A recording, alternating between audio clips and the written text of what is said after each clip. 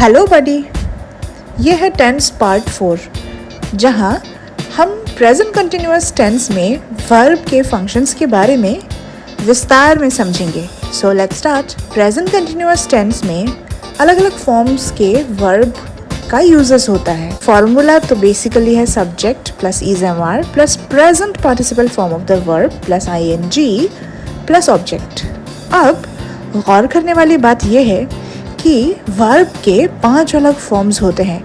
Verb 1 यानी कि base form of the verb, verb 2 यानी कि simple past form of the verb, verb 3 यानी कि past participle form of the verb, verb 4 third person singular present form of the verb और verb 5 present participle form of the verb. पांचों verbs का अपने ही अलग अंदाज में फंक्शंस होती है।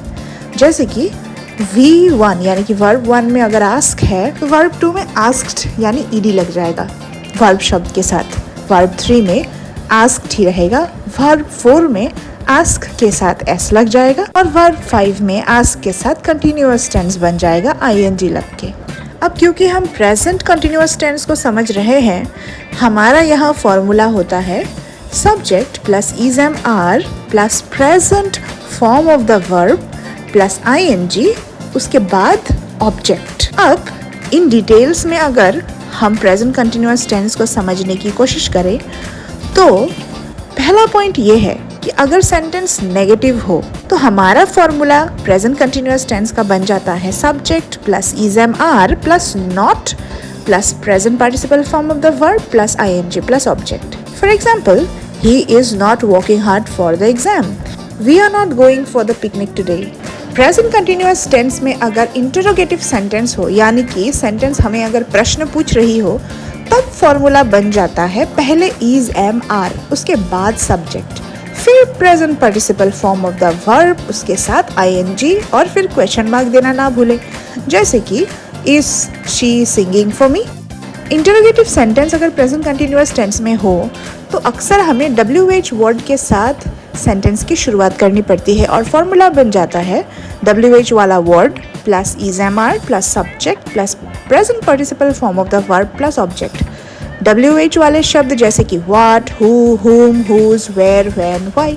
For example, what is your name, who is knocking the door. यानी कि प्रेजेंट कंटिन्यूअस टेंस में कुल मिला के 2 फॉर्मूलाज है जिसे हमें गौर करना है। अब अगर प्रेजेंट कंटिन्यूअस टेंस में सेंटेंस नेगेटिव हो और प्रश्न पूछी जा रही हो यानी कि नेगेटिव इंटरोगेटिव सेंटेंस हो, तब हम फॉर्मेशन में बिठाएंगे isn't या फिर aren't plus subject plus present participle form of the verb, उसके साथ आईएनजी और फिर object. For example, aren't we going to Mumbai today? Isn't he crying for chips? इन दोनों सेंटेंसेस में हम नेगेटिव तरीके से क्योंकि सवाल पूछ रहे हैं तो हमने यूज किया है isn't और aren't। अब गौर करने वाली बात यह है कि प्रेजेंट कंटिन्यूअस टेंस में अगर हम नेगेटिव तरीके से किसी को सवाल पूछ रहे हैं तो फॉर्मेशन थोड़ी सी चेंज हो जाती है, बाकी की चीज़ें सेम टू सेम रह जाती है। अब सारी चीज़ों को समझने के बाद चलिए कुछ एक्सरसाइज करते हैं। पहला प्रश्न है शी फील हंग्री नाउ। बताइए इसका आंसर क्या हो सकता है। Is she feeling hungry now will be the correct answer. I speak to you. बताइए इसका आंसर क्या होगा।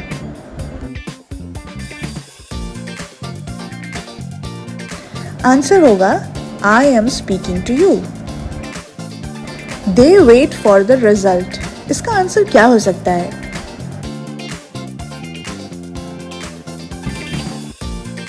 इसका आंसर होगा are they waiting for the result. She watch TV. बताइए इसका आंसर क्या हो सकता है।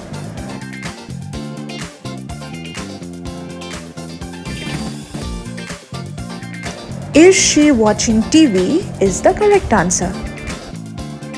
You shout at. बताइए इसका आंसर क्या हो सकता है।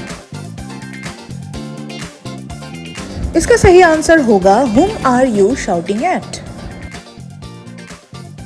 I no accept your gifts. बताइए इसका सही आंसर क्या हो सकता है।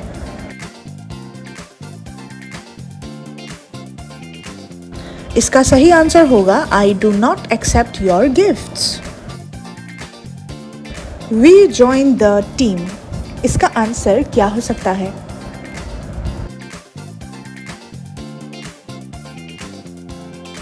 इसका सही आंसर होगा are we joining the team.